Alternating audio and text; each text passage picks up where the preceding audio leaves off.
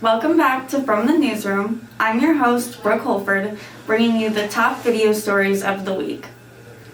The second annual Bridges Diversity Showcase connected the Southeast community with performances celebrating both Black History Month and Women's History Month. Nathan Gladden has the story. The Hollins College of Arts and Media presented its second annual Bridges Diversity Showcase. This time, the event revolved around the topic of black hair. It also featured a quilt made by members of the committee.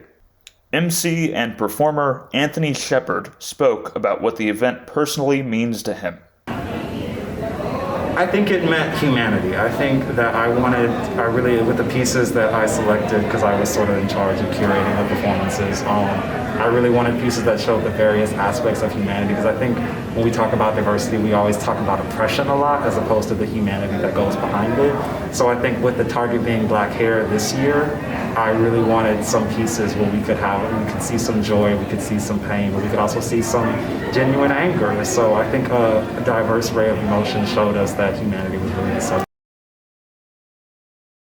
Professors Joseph Jefferson and Benji Hugh talked about what the event could possibly mean to other students. They're not alone. Yeah. I mean, we're here together, you know? And I think the bigger overarching thing is to start the conversation and keep the conversation going. Some of the topics and some of the things that we discuss aren't normally discussed in everyday life. So, this is to kind of let students know that it's okay to have those kind of discussions, and students that might want to become more aware or might want to know how can they be an ally for certain different things. This kind of gives them the opportunity that they can kind of do that and kind of mix in and meet new people and kind of develop those types of relationships and be a part of the ongoing conversation.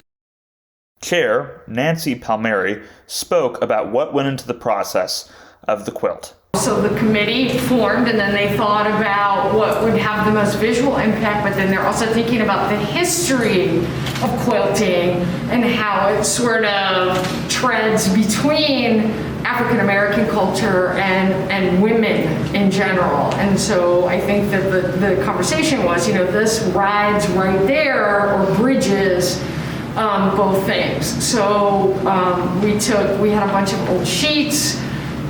The sheets got cut up, the faculty did all of the grunt work, and then the students made the work. For the Southeast Arrow, I'm Nathan Gladden. In our next story, Sex Ed comes to Southeast in a SAC event that combines education, humor, and empowerment.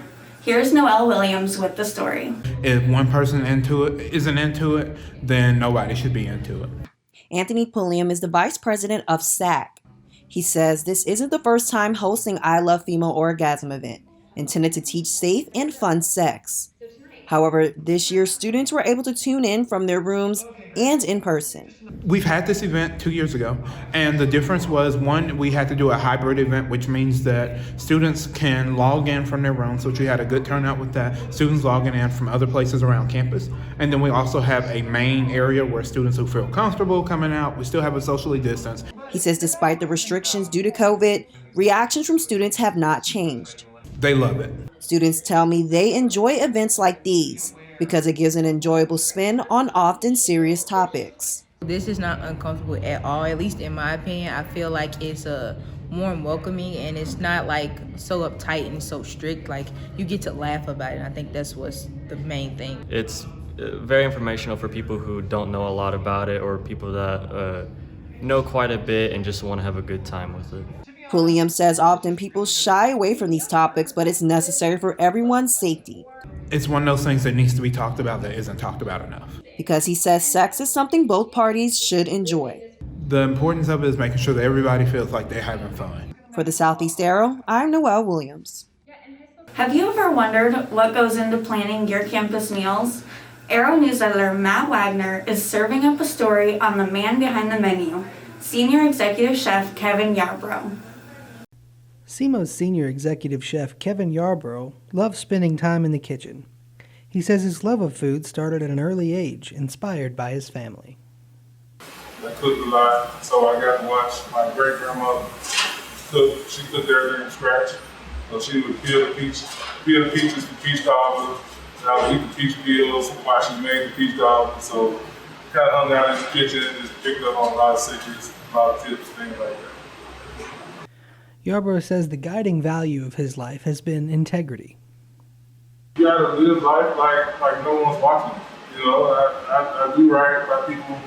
I put good into the world, you know. So I just uphold myself to a higher standard, just overall living day-to-day life. The best part of the job, Yarborough says, is being part of the student's college experience. He says his next goal is to pass along what he has learned to others. I want to be able to share the knowledge I've gained, not just keep it to myself. You know, I want to be able to teach people how to run a business, how to operate a business, how to be a manager, how to operate their own business if they want. You know, I want to create a few nonprofits where I can reach out to at-risk youth to kind of teach them that there's more ways to become successful than just drugs or you know, sports, things like that. It's a multitude of possibilities out there. For the Southeast Arrow, I'm Matt Wagner. Thanks for tuning in today. Find these stories and more on our website, and be sure to follow us on Facebook, Instagram, and Twitter.